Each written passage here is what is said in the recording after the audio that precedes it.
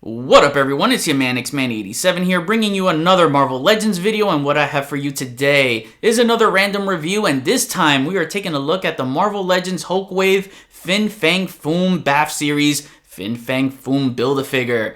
Before we get into everything, if you could please leave a thumbs up like rating on the video, it'll help show your support for my channel and I greatly appreciate it.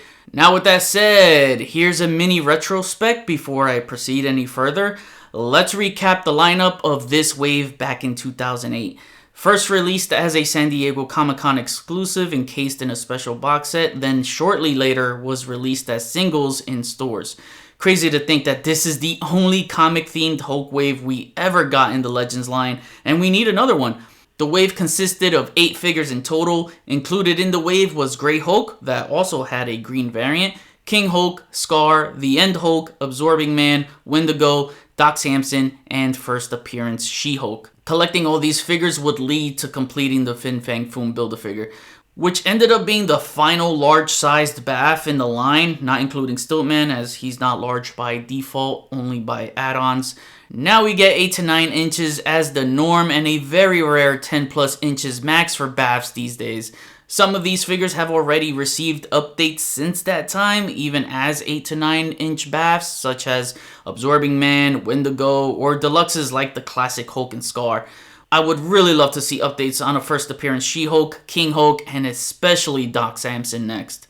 Fun fact, this Fin Fang Foom was repainted in orange with purple shorts and was displayed at a past San Diego Comic-Con event for their 3 3/4 Marvel Universe line.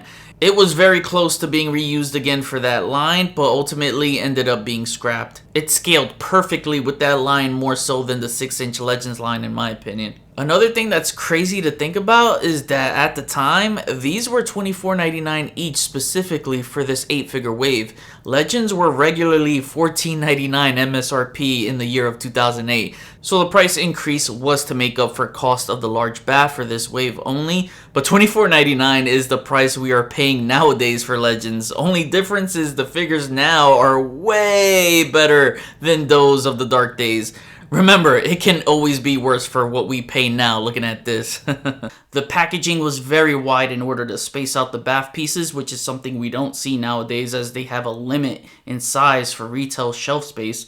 Which was worth it because at the time of collecting, the last true large BAF was Giant Man 2 years prior in 2006, being 13.5 inches tall, so us OG Toy Biz Legends collectors were starving for the next large BAF as Foom measured 16 inches tall. Then Hasbro delivered their first ever Holy Grail with this one, so now let's take a closer look at Fin Fang Foom. Alright, taking a look at the head sculpt, and right off the bat, man, amazing details. I mean, that's just basically the story of this figure. It's just amazing details. One of the big reasons why he's a Holy Grail.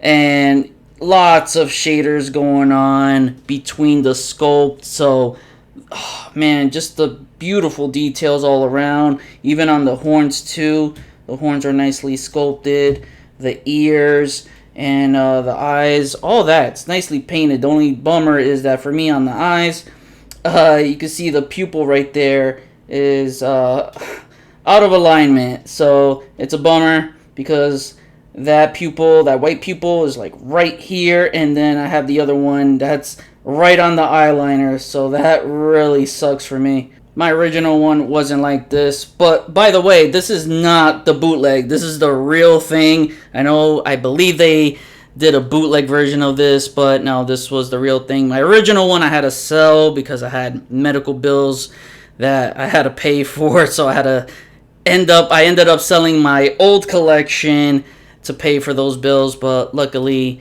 my wife helped me out with going halfsies with me on the box set for the San Diego Comic-Con exclusive to build this guy out again and regain my collection. So I thank her a ton. Yeah, I was poor back then. Started at the bottom, now we're here. But I'm not here to talk about my hard times in the past. I'm here to talk about this figure, and he is absolutely stunning. Even his freaking mustache right there, that always cracks me up. The teeth, all that is just beautifully done, man. And the side profile too kicks ass. Look at that. That neck, And all the spikes right there, that fin on the bottom. Look at all the freaking details. Look at that neck.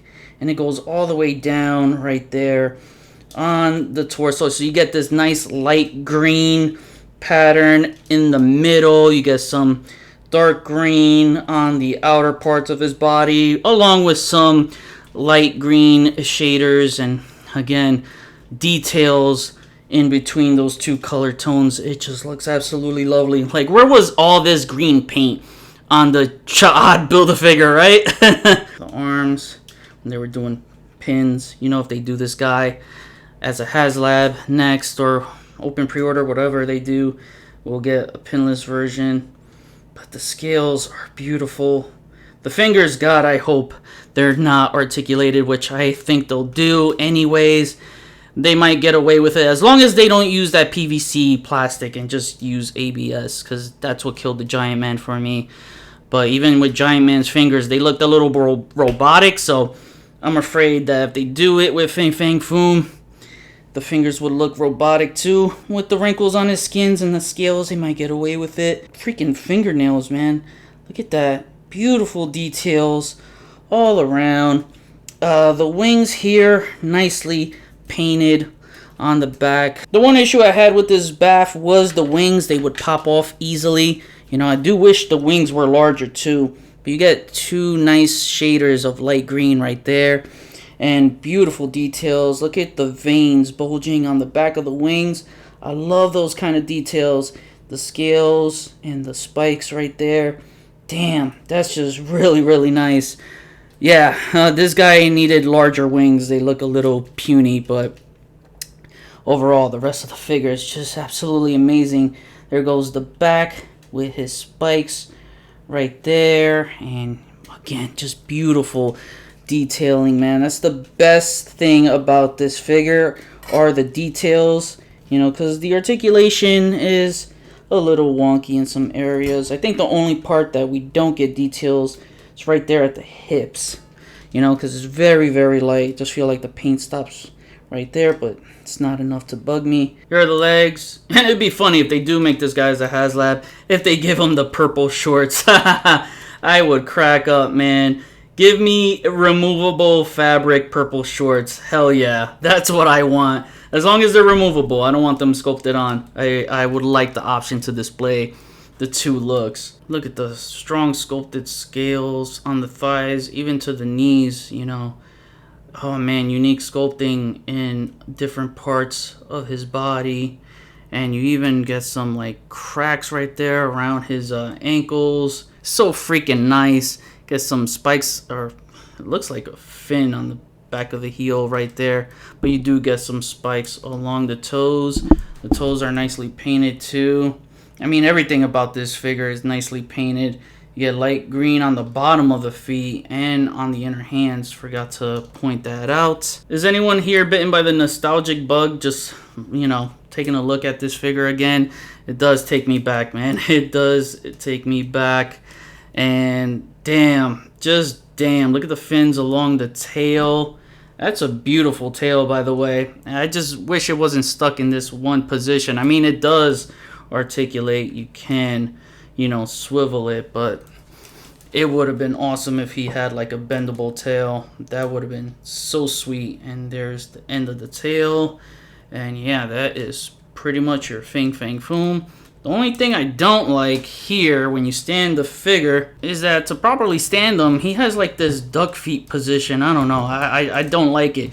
That's the problem. He doesn't have ankle pivoting, so his ankles are either going to look like this outward, or if you get him in certain positions, it's like this inward, like he has duck feet. But, you know, he does have some trouble standing sometimes. It all depends on the, you know, the stance you put them in. But for me, it's all about positioning those hips, and after a while with messing around with the figure, you pretty much get the hang of it. For articulation, his head moves about that far up, not much, just straight. It moves that far down, and he has an articulated mandible. Head is on a ball joint, so he can look off to the sides and pivot his head, and it can rock around. You get a neck swivel at the base of the neck right here. Arms move upward and out, higher than a straight T-pose. Move his arms up and down. Bicep swivel. Double jointed elbows, great range. Hinge at the wrist along with a swivel. Diaphragm joint moves that far forward, not much back. Swivel at the torso, pivoting at the torso. Legs can move outward that far for a full split. Look at that, better than any Marvel Legends Spider-Man from Hasbro. Legs kick up that high and can kick that far back. Single jointed knees, no heel to the Fang Foom butt. Hinge at the ankles so it moves up that far down and only a swivel, no pivoting. Wings are on a ball joint so they can move that far up, down. You can move them side to side and rock them around. Then we get 2 points of articulation at the tail, so the starting point right here does swivel and then the top piece of the tail swivels as well. To draw off some comparisons, here's an older pic of Fang Foom I took next to some older Iron Man villains from the line, both Hasbro and Toy Biz. Some here need dire updates like Madam Mask on the Sharon Carter body. And yes, that is a bottle I placed there in reference of Demon in a Bottle, as Iron Man's true arch nemesis is alcohol. Here is Triple F next to some newer BAFs and deluxes from recent Iron Man villains in the line, Detroit Steel, Crimson Dynamo, and the Controller. Here is Triple F next to the newest Secret Wars Wave Iron Man and the Retro War Machine. Lastly, here is Fang Foom next to the HasLab Giant Man. Yeah, as you can see, Giant Man can straight up body slam Fang Foom WWE style. The next Foom needs to be 30 inches tall. Don't need him taller than Galactus, but should be taller than both the Sentinel and Giant Man so he won't look puny. And now to wrap things up, my final rating is a 10 out of 10. Total awesomeness. Despite the lack of articulation in the legs and neck area, the insanely detailed sculptures with beautifully done dry brushing makes up for that, as it not only holds up with today's current Hasbro offerings, but the details still outclasses many in the line, even that of some older Toy Biz figures. The goal was definitely sculpt over articulation here, but it still leaves an everlasting impression as it's a figure still talked about to this day. I really wonder what's next for Fang Foom. One of the reasons why I did this review is that he is heavily speculated to be the next HasLab. After seeing that Mythic Legion's Dragon reveal, it got me dreaming of what a new Fang Foom could look like in the scale of either a HasLab or direct-to-consumer.